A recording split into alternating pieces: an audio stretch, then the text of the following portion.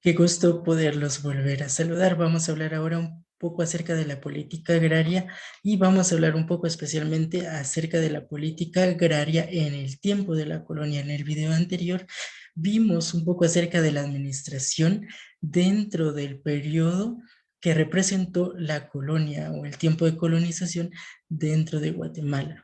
Vamos a hablar de uno de los puntos más importantes referente al territorio dentro de la tierra conquistada, en este caso Guatemala. Pero para adentrarnos un poco a la historia necesitamos conocer en primer lugar qué es una política agraria. Así que una política agraria la podemos definir como aquella política que va a utilizar estrategias e instrumentos con el fin de ampliar o facilitar el acceso a tierras, el acceso a territorio básicamente para XY persona, para XY institución, y esto con el fin de buscar y detener la problemática agraria que se tiene dentro de la sociedad, especialmente de la sociedad guatemalteca. Este concepto está un tanto más actualizado, aunque la política agraria en general era eso, el acceso a las tierras para X o para Y persona, pero es eso, acceso a tierras. Dentro de la política agraria actual, hay que hacer esa pequeña distinción actual, por lo menos con el presidente o el expresidente Otto Pérez Molina, se tenían estos principios, estos fundamentos con la política agraria, estas orientaciones que van al desarrollo rural integral, que buscan el desarrollo rural integral, que buscan un Estado promotor de desarrollo, es decir, que el propio Estado busque el desarrollo de las tierras de los pueblos a través de las tierras, de la agricultura también, el mercado como estrategia de desarrollo, el mercado agrícola en este caso y la participación social. La participación social de todos los sectores involucrados en el país. Como les comento, esto es lo que está inmerso dentro de la política agraria actual. Tiene también algunos principios fundamentales en donde vamos a respetar la dignidad humana, no vamos a hacer distinción ni vamos a discriminar dentro de esta política actual, porque no se discrimina y no se vulnera la dignidad humana. Todos tienen el mismo derecho al acceso a las tierras. Se tiene también la consulta y participación, en este caso la consulta y participación del propio pueblo, la equidad de género, no hacemos distinción entre hombres o mujeres, la transparencia en el manejo de los recursos de la política agraria, la multi y la interculturalidad, es decir, no vamos a hacer distinción entre razas, entre pueblos o entre divisiones sociales que se tengan en el país. Y por último tenemos la justicia social que va a buscar que todos tengamos acceso hasta cierto punto equitativo dentro de esta política agraria, pero como les comentaba, esto es dentro del contexto de la política agraria actual, pero no siempre fue así. Entramos ahora al contexto histórico y aquí vemos la política agraria, pero en la colonia. En el video anterior hablábamos un poco acerca de la administración en la época de la colonia y vimos y conocimos que básicamente todo era del rey. Se le quitó todo a los indígenas para dárselo al rey y era el rey quien disponía de todo esto. De aquí surge la política agraria y durante la colonia esta política era muy, pero muy inequitativa. Personas, poquitas personas tenían grandes extensiones de tierra, mientras que la mayor parte no poseía ni un pedacito. Y el pedacito que tenían era trabajado por ellos, pero le tenían que dar encomienda a los españoles. Entonces era como que ese abuso, esa usurpación de la tierra en la época colonial y que estaba permitida por obvias razones dentro de la política agraria. Y como lo vemos aquí, grandes porciones de tierra que solo les pertenecían a unos cuantos. ¿Quiénes eran esos unos cuantos? Los conquistadores, los que llegaron aquí a conquistar, los españoles básicamente. Gracias a esto, a esta política agraria tan inequitativa, tan desigual, es que los españoles logran obtener mano de obra barata. ¿De quién? De los indígenas. Los indígenas se veían en la necesidad de trabajar para subsistir y no tenían la opción más que trabajar el poco o la poca tierra que se les daba y dar la encomienda a los españoles. Fue un punto muy bueno para los españoles porque obtuvieron mano de obra barata, se trabajaron sus tierras, hubo cosecha para ellos y básicamente a costa de los indígenas.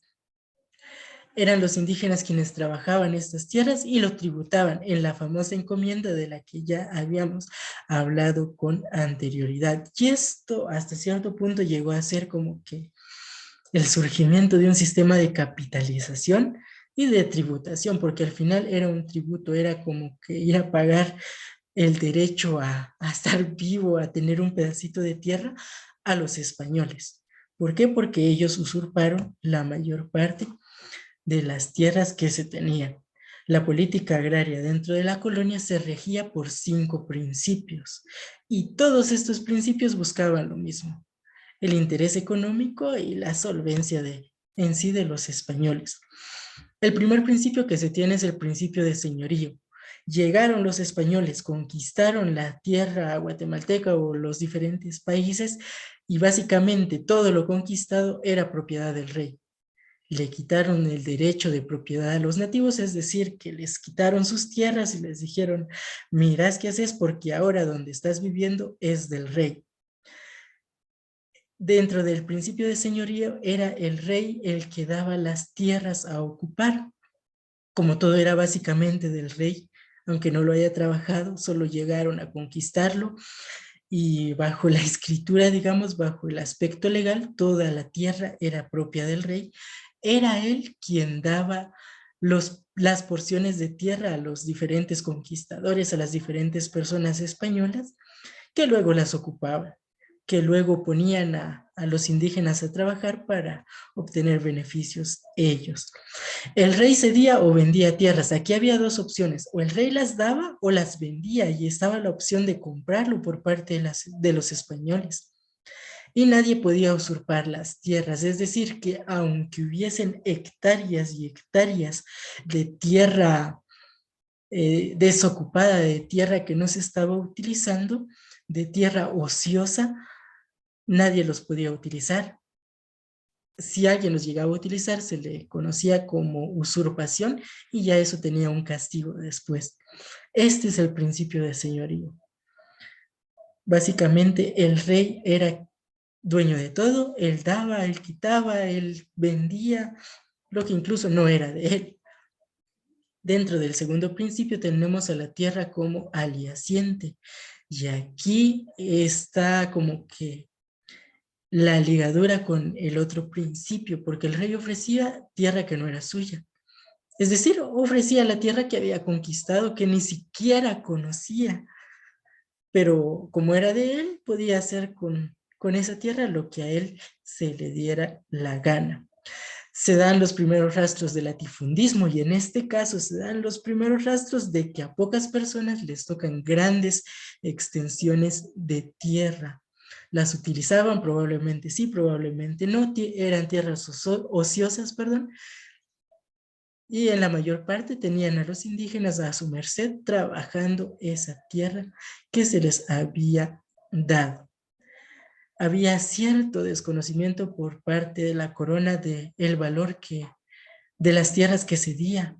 Es decir, la corona no conoció Guatemala, la corona no conoció las grandes extensiones de tierra que le vendía a las otras personas.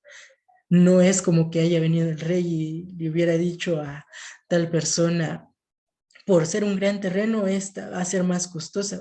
Había desconocimiento, no se conocía el valor real de las tierras y allí había un poco de aprovechamiento también y se forma el latifundismo. Grandes extensiones, incluso de tierra ociosa que solo le pertenecía a unos cuantos. Por otra parte, el tercer principio se tenía como la tierra, o se tenía la tierra como fuente de ingreso a la caja real.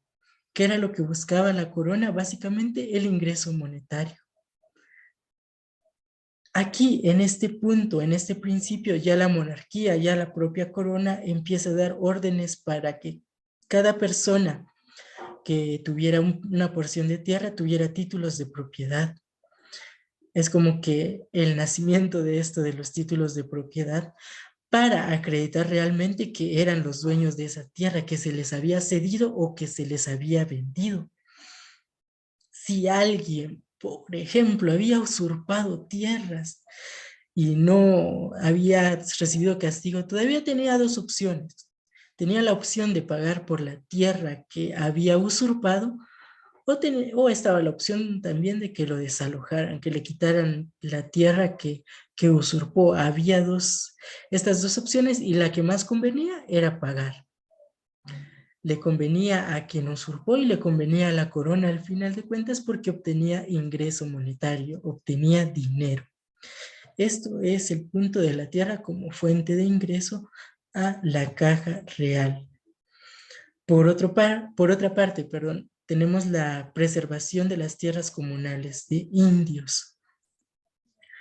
A los indígenas se les quitó todo, básicamente se les arrebató toda la tierra, pero con el paso del tiempo se fueron creando ciertos pueblos de indígenas, que en ese entonces dijimos que se les conocía como indios porque se pensaba erróneamente que habían llegado a la India, los conquistadores habían llegado a la India, se empiezan a formar pueblos de indígenas. Se buscaba hasta cierto punto que los indígenas ya tuvieran una porción de tierra que ellos iban a trabajar, iban a producir alimentos gracias a la agricultura, pero no era para ellos, era para también tributarlo. Una parte para el indígena, una parte para el español, que solo les había cedido la tierra. Se dejan ejidos como tierra común para los indígenas y de ellos se extraían lo necesario. Se les da lugar a los pueblos indígenas, se les dan estos famosos ejidos que son extensiones de tierra que ellos podían trabajar o que podían aprovechar y de ahí ellos extraían lo que necesitaban, madera, algún otro componente que ellos necesitaran o lo trabajaban para la agricultura. Pero estaba el punto también de que tenían que dar encomienda, que tenían que darle tributo a los españoles. Ese es el otro principio. Y por último, tenemos el bloqueo agrario de los mestizos. Punto importante a aclarar. Los españoles por mucho tiempo despreciaron a los mestizos y no les dieron absolutamente nada de reconocimiento. Eran básicamente hijos bastardos que nacieron de la mezcla entre dos culturas, la cultura española y la cultura indígena que estaba en Guatemala. En un punto de la historia ya los mestizos empezaron como que a levantarse, digamos, hasta cierto punto, y se da un apoyo legal para ellos para que ellos ya obtuvieran tierra también. Mucho antes ya les habían dado tierra a los indígenas para que lo trabajaran, para que lo tributaran, y poco después se les da tierra a los mestizos. Ya aquí la política agraria como que empieza a ser un poco más flexible y ya no va a discriminar a los mestizos que nacen de la mezcla de estas dos culturas. Y esto se da por mucho tiempo hasta que ya se empiezan a dar las reformas de la política agraria, ya se empieza a reconocer un poco más y empieza a reconocer un poco mejor las diferentes tierras, las diferentes culturas, los diferentes derechos que se tenían dentro del país y ya empezamos a reformar la política agraria hasta llegar a lo que conocemos hoy en día, que fue lo que vimos al principio, que se supone tenemos estos principios y estas nociones con la política agraria actual, lo que habíamos visto en un inicio. Vamos a hablar ahora acerca de la administración pública en Guatemala y también vamos a definir un poco acerca de qué es administración pública y no es más que la estructura del gobierno con sus funcionarios, con las diferentes instituciones que tienen a su cargo los asuntos políticos, económicos y sociales del país. Básicamente la política pública o la administración pública se va a encargar del desarrollo de la de la nación, del Estado, del país, bajo los principios políticos, económicos y sociales. Eso es la administración pública. Para Guatemala lo vamos a definir y vamos a definir al país como un Estado unitario. Guatemala es un poder soberano, es decir, Guatemala es y tiene soberanía sobre sí misma. Nadie le puede venir a imponer cosas, aunque eso, si lo vemos desde un punto más hondo, no es así, no seguimos bajo yugos de otros lugares, pero Guatemala se supone que es un Estado soberano. Y bajo esa soberanía es que gobierna propiamente. Es republicano porque también es democrático y tiene un control limitado del gobierno. No es como que Guatemala esté inmersa dentro de una dictadura, sino que se tiene un sistema democrático en el que cada 4 años vamos eligiendo a los representantes. Para la administración pública en Guatemala tenemos 3 poderes que son fundamentales para el funcionamiento del Estado: el poder ejecutivo, el legislativo y el judicial. El ejecutivo, donde está inmerso el presidente, el vicepresidente y la Cámara de Ministros, que tienen a su bien el desarrollo de prácticamente las acciones en pro del Estado.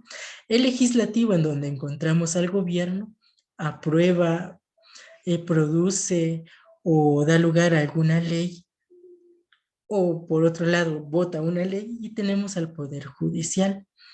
Ese Poder Judicial va a ser el que va a tener como punto principal la ejecución de la legislación propia de Guatemala. Son estos 3 poderes del Estado los que van a dar lugar al desarrollo de la administración y de las políticas en Guatemala. Dentro también de la administración pública de Guatemala vamos a encontrar los famosos ministerios. Tenemos 14 ministerios en Guatemala, desde el Ministerio de Agricultura, Ganadería y Alimentación hasta el Ministerio de Trabajo y Previsión Social. Cada uno de estos ministerios es hasta cierto punto independiente, pero están aunados en la búsqueda del desarrollo de Guatemala, o se supondría que tendrían que estar aunados a la búsqueda del desarrollo del país. Dentro del Ministerio de Agricultura, de Ambiente, el Ministerio de Comunicaciones, el de Cultura y Deportes, el de Defensa, el Ministerio de Desarrollo, el Ministerio de Economía, de Educación, de Energía y Minas, el de Finanzas, el propio gobierno, el Ministerio de Relaciones Exteriores, el Ministerio de Salud y el Ministerio de Trabajo. Son las entidades que buscan y que tienen a su cargo la administración del país. Ellos administran recursos, administran personal para que sus diferentes acciones, sus diferentes proyectos se lleven a cabo. Bajo la luz de la administración pública también tenemos a los diferentes órganos de control administrativo. Estos órganos van a servir mucho y van a servir demasiado para llevar un control del Estado, para ver qué está haciendo, para básicamente esta palabrita, controlar la administración del Estado. Tenemos estos órganos, el órgano de control político, por ejemplo, que está con el Tribunal Supremo Electoral. Este órgano de control político es independiente, y es decir, tiene hasta cierto punto soberanía sobre sí mismo. Tenemos, y se va a encargar, perdón, el Tribunal Supremo Electoral se va a encargar del proceso de elección democrática dentro de los diferentes periodos de gobierno. Tenemos el órgano de control y de fiscalización, que es la Contraloría General de Cuentas, que se va a encargar de controlar el sistema monetario del Estado y cómo esto se va distribuyendo. El órgano de persecución penal, que es el Ministerio Público, encargados de velar por el cumplimiento también de algunas leyes y de la sanción propia al incumplimiento de las mismas. Tenemos el órgano de asesoría y representación legal del Estado, que es la Procuraduría General de la Nación, la PGN, y esta va a ser la instancia, el órgano que va a representar cuando el presidente no pueda hacerlo. Tenemos el órgano de control de defensa de la Constitución Política de la República de Guatemala, que es la famosa Corte de Constitucionalidad. Ellos se van a encargar de hacer valer y de velar por el cumplimiento de la Constitución y de velar porque no se viole esa Constitución. El órgano de control tributario, que es la Superintendencia de Administración Tributaria, que es más conocida como la SAT, que se va a encargar, perdón, del control tributario, del ingreso de dinero del país. Por otra parte, tenemos el órgano de seguridad registral del Estado, y aquí está la Oficina de Registro de la Propiedad. Esta oficina se va a encargar de prácticamente registrar qué propiedades son de tal y tal persona. Y por otra parte tenemos el órgano de control jurídico administrativo, en donde encontramos al Tribunal de lo Contencioso Administrativo, que se va a encargar de velar por el cumplimiento de todo eso que tiene que ver con la administración del país. Son estos puntos, son estas cositas, estos conceptos tan importantes que necesitamos conocer dentro de la rama administrativa propiamente ya del sector público. La administración pública, y al menos en Guatemala, son estos entes, son estos órganos los que van a velar porque la administración busque el pleno desarrollo del país. Esto sería todo lo que tenemos como explicación. Yo espero que haya quedado claro y les deseo a todos un buen día.